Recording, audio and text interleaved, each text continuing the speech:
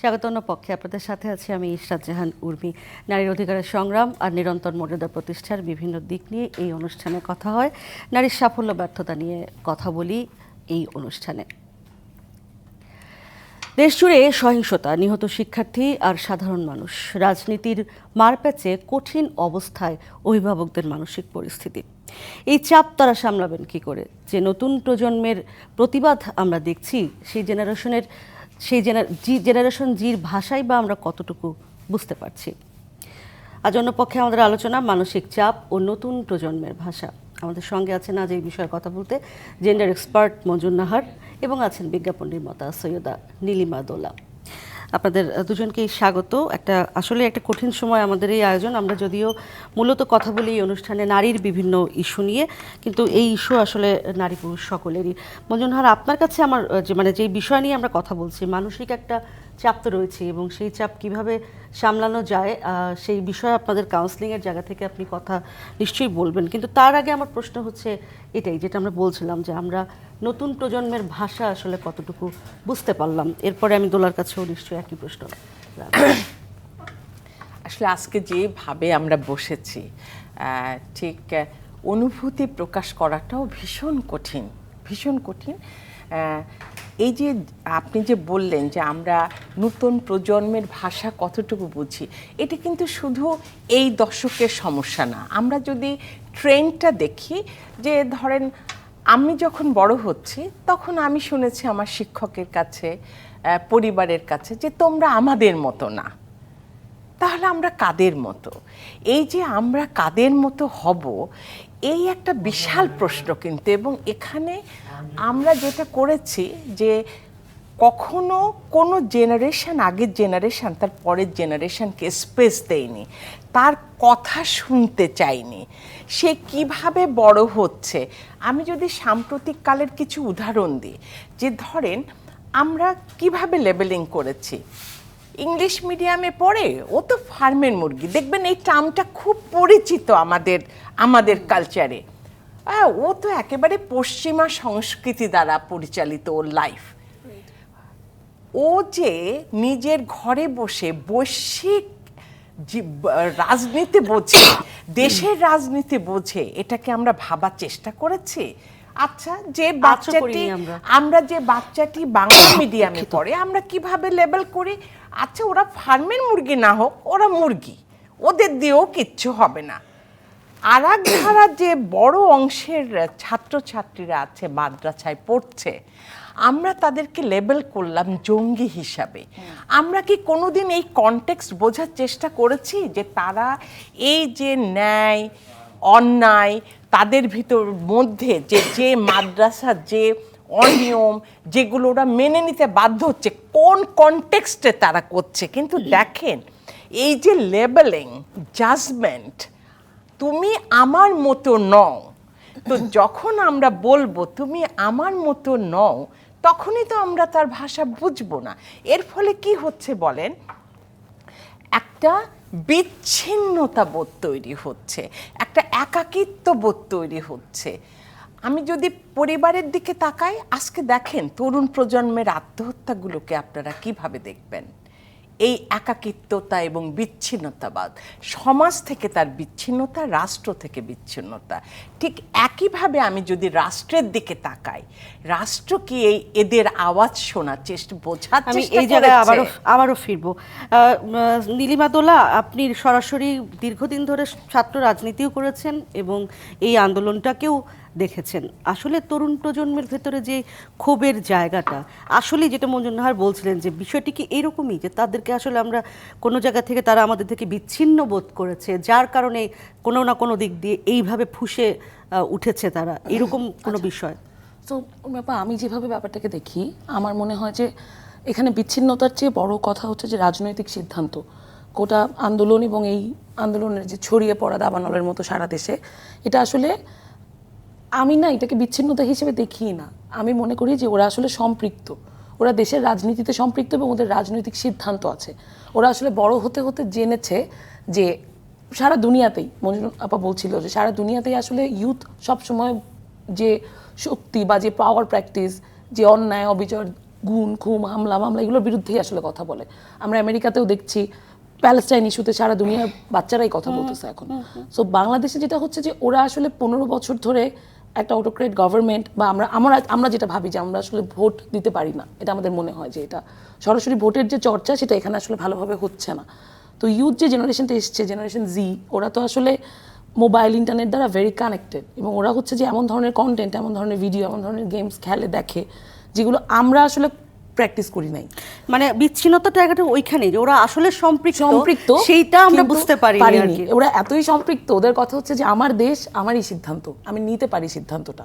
কিন্তু আমাদের সরকার ব্যবস্থা যে মানুষগুলো বসে আছেন তাদের মনে হচ্ছে যে এটা শুধু তাদের সিদ্ধান্ত। এই গ্যাপটা আসলে পূরণ করার চেষ্টা কি আসলে তাহলে কেউ করলাম না আমরা? ওই এখন করছে, এখন আজকে বসো, কালকে আসো, পরশুদিন আমার সাথে কথা বলো, প্লিজ একটু বসি, একটু আমরা কথা বলি, এতগুলো খুন হয়ে গেছে, ঠিক আছে সমস্যা নেই, এতগুলো মানুষ মারা গেছে, আমরা এটাকে সলিউশন করি। এখন তো ওরা বসতে চাচ্ছে না। ওদের কথা হচ্ছে যে তুমি যেটা, এটা আনডান, তুমি যে ক্ষতিটা করেছো এটা আনডান।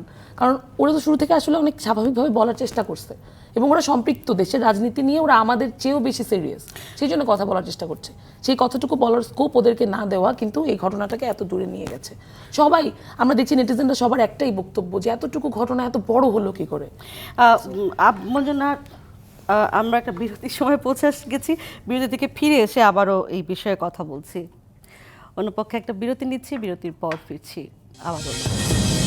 স্বাগত অন্য পক্ষে আবারও। আজ অন্য পক্ষে আলোচনা করছি মানসিক চাপ ও নতুন প্রজন্মের ভাষা। এই বিষয়ে মানসিক চাপ বিষয়ে কথা বলছিলাম মঞ্জুনা, যে যা অবস্থা চলছে, এই কথাটা এই মুহূর্তে আসলে বললে আমি জানি না কেমন শোনাবে, কিন্তু আমি দেখছিও কিন্তু সামাজিক যোগাযোগ মাধ্যমে যে কিভাবে আসলে এই সময়টাতে অন্তত আপনার স্যানিটি না হোক, অন্তত আপনাকে তো সার্ভাইভ করতে হবে, মানুষ হিসেবে বেঁচে থাকতে তো হবে। সেই বিষয়টাও যদি একটু বলেন, একজন অভিভাবক হিসেবেও যদি বলেন।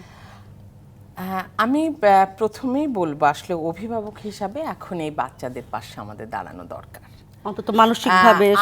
আমি মনে করি যে ক্ষতি হয়েছে সেই ক্ষতিপূরণ হবে না, কিন্তু অভিভাবক একজন, আপনি শুরুতে এই অনুষ্ঠানে যখন বলছিলেন যে আমি নর্মালি আমরা এই অনুষ্ঠানে নারীবাদ নিয়ে আলাপ করি, মেয়েদের ইস্যু নিয়ে, আসলে মেয়েরা তো সমাজের একটা একক ইউনিট নয়। আমরা যদি আমাদের অধিকারের কথা বলি, সেখানে আমাদের পার্ট আর কারা, এই সমাজে আর কারা বিলং করে, আমাদের আরও অন্য গ্রুপ। আমরা মা হই না হই সেটা গুরুত্বপূর্ণ না, কিন্তু আমরা অভিভাবক, আমরা এই দেশের নাগরিক। তো আমি মনে করি এই সময় যারা ক্ষতিগ্রস্ত পরিবার, এত শোক, তাদেরকে সইবার জন্য তাদের পাশে থাকা দরকার, আমাদের এই সন্তানদের পাশে দাঁড়ানো দরকার। আর আমি ঠিক আগের একটা কথা বলবো যে এই যে প্রশ্নটা আপনি করেছিলেন যে আমরা কেন ভাষা বুঝতে পারলাম না, প্রথমে যখন তারা দাবিটা করলো যে আমাদের কোটাটা করে দেন, ভাগ করে দেন, কিন্তু দেখেন আমরা অনেকেই ঠাট্টা হাসি করছি যে গভর্নমেন্ট চাকরি তারা কেন করতে চায়, কি সেখানে মধু আছে। কিন্তু দেখেন একটা দেশে তার স্কোপটা কি, সে সরকারি চাকরি করবে, আমরা জানি আমাদের বেকারত্বের সংখ্যা কতটুকু, পাশাপাশি দেখেন আমরা কতটুকু একটা মানে পুওর গভর্নেন্স কালচারের মধ্যে বসবাস করি। তাহলে এই জন্যই আমি বিচ্ছিন্ন বলেছি, যে কারণ ওরা নিজেরা সম্পৃক্ত হলে কি হবে, আমরা ওদেরকে সম্পৃক্ত করিনি, আমরা ওদেরকে ডাকিনি কাছে, আমরা ভেবেছি ওর হাতে মোবাইল ফোন আছে, ওকে আমরা লাইফের সব ফ্যাসিলিটি দিয়েছি, দেশ ওর কনসার্ন না, ও ওর মতো করে আছে। তার মানে এই যে জেনারেশন গ্যাপ, এটা আমি তৈরি করেছি। আমি আমার বাচ্চাদের ভাষা বুঝতে পারিনি, তাদের কষ্ট বুঝতে পারিনি, হাহাকার বুঝতে পারিনি। দোলা বলছিল এই যে তারা দেখছে যে এই দেশে একটা সুস্থ গণতান্ত্রিক পরিবেশ নেই। আমরা কি কোনো একটা ভালো গবেষণা করেছি যে এতে ইয়োধদের মানসিক চাপ কিভাবে হচ্ছে, তারা কিভাবে দেখছে এই রাজনৈতিক পরিস্থিতি? কোনো রাষ্ট্র নেয়নি, আমাদের মতো মানুষও সেটা চিন্তা করিনি। আমরা যে যার গ্রুপ ওয়াইজ আন্দোলন করি। মানে আমি যদি বলি যে একজন মানবাধিকার কর্মী হিসাবে এই কথা, তাহলে আমি বলবো এই মুহূর্তে মানসিক চাপ আসলে সবারই, রাষ্ট্রেরও এখন মানসিক চাপ, আমরা যারা সাধারণ মানুষ তাদেরও মানসিক চাপ, এই জন্য একটা সুষ্ঠু সমাধান আমি করতে সমাধানে হবে। আবার আসবো, মানে আপনাদের রেকমেন্ডেশন কি সেটাও আমি নিশ্চয়ই শুনতে চাই। এই একই প্রশ্ন দোলা আপনাকেও, যে মানসিক চাপটা আসলে এই মুহূর্তে সব মানুষের, একেবারে আমরা জেনজি বলি, আমরা বলি, এমনকি রাষ্ট্র, সবারই কিন্তু এক ধরনের আমরা এই মুহূর্তে একটা চাপে আছি। মানে আমি অন্তত বলতে পারি যে আমার পেরিফেরি যেসব মানুষের সঙ্গে আমি চলাফেরা করি বা মেলামেশা করি, তারা কেউই আসলে রাতে ঠিক করে ঘুমাতে পারে না। যে ছেলেপেলেগুলো রাস্তাতে যায় প্রতিদিন নিয়মিত আন্দোলনের জন্য যায়, ঢাকাকে তো মাঝে মাঝে আমার মানে এখন একটা মানে সেটা গথাম সিটির মতন মনে হয়।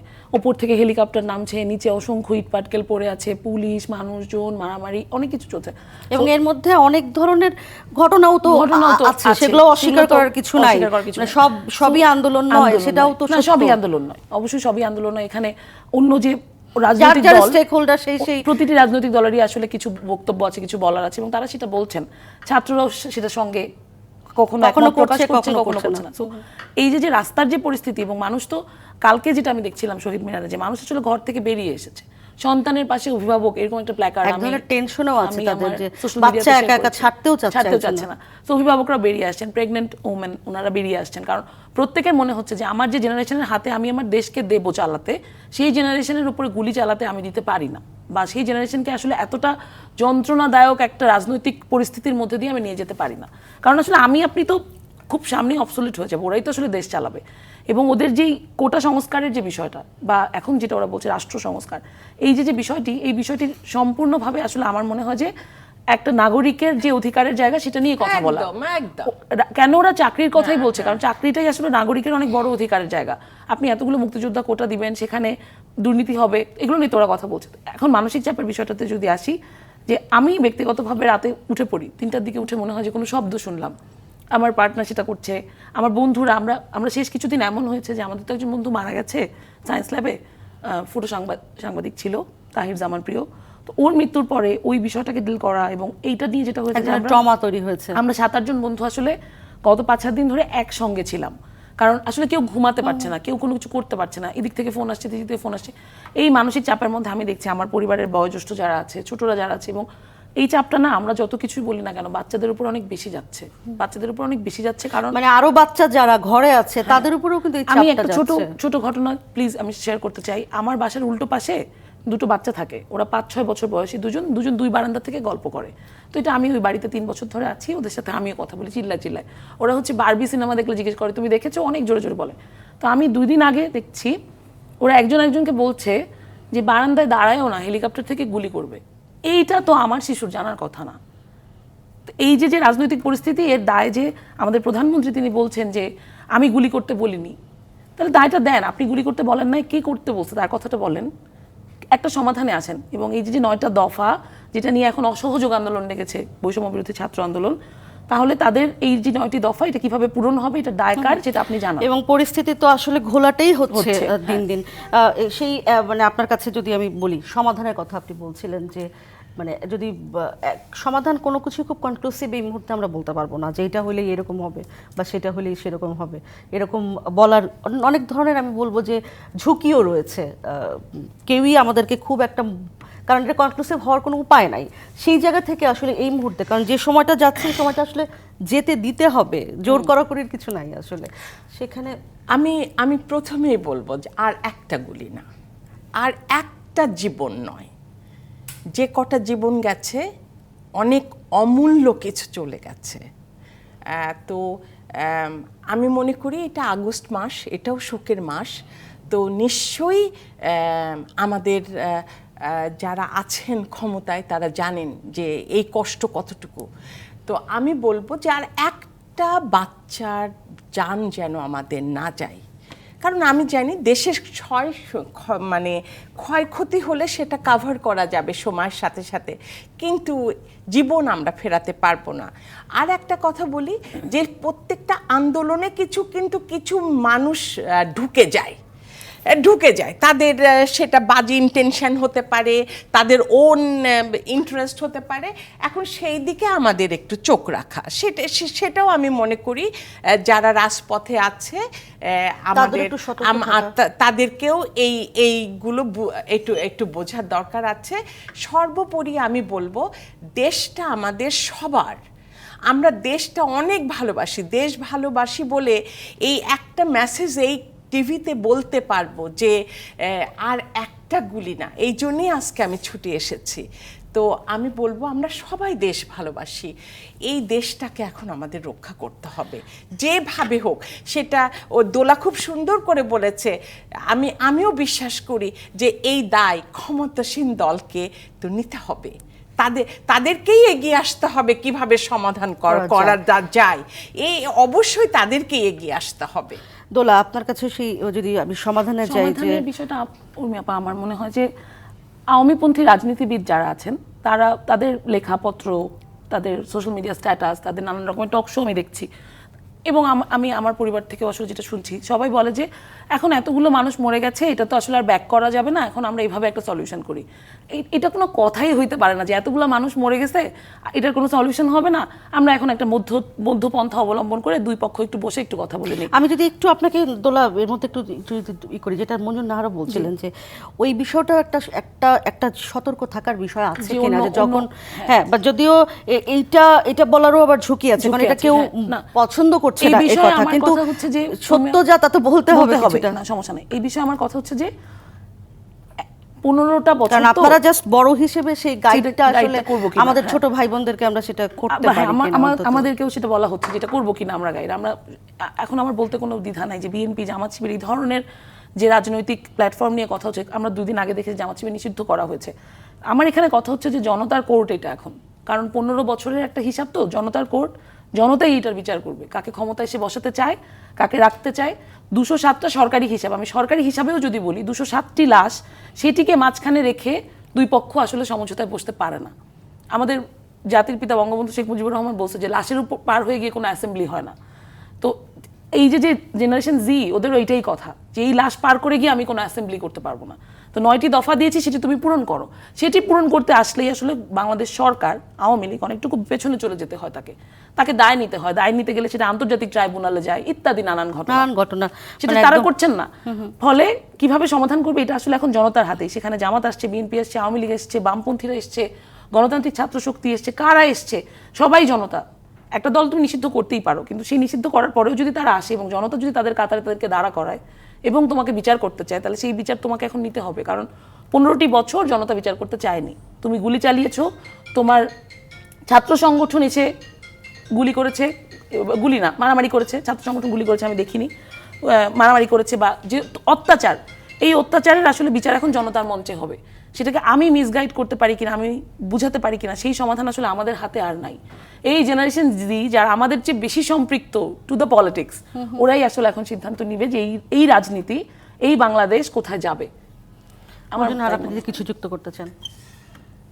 আমি বারবার একটা কথা বলবো, আমাদের বাচ্চাদের আর আমরা হারাতে চাই না। আমরা একটা সুস্থ দেশ চাই।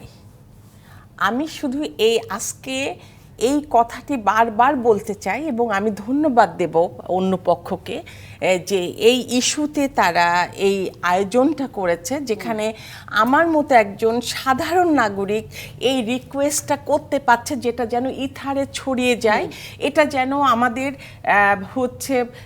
ক্ষমতাসীন দলের আমরা যাকে আপা বলে সারা জীবন ডেকেছি তার কানেও যায়। আমি মা হিসাবে, নাগরিক হিসাবে বলছি যে আর একটা বাচ্চা যেন আমাদের না জান চলে যায়। That's it. এরপরে আমরা কিভাবে সমাধান করব? নিশ্চয়ই পৃথিবীতে এমন কোনো জিনিস নাই যা সমাধান করা যায় না, এইটা আমি বিশ্বাস করি না, কারণ সব সময় আমরা সম্ভাবনায় বিশ্বাস করি। অনেক ধন্যবাদ। আমরা বোধহয় একেবারে শেষ কথা বলে ফেলেছি যে আমাদের আসলে এমন কোনো সমস্যা নাই যার সমাধান হয় না। ধন্যবাদ দোলা, ধন্যবাদ মঞ্জুর নাহার, আপনাদের দুজনকেই। এই ছিল আজকের অন্য পক্ষে। ডিবিসি নিউজের সাথেই থাকুন।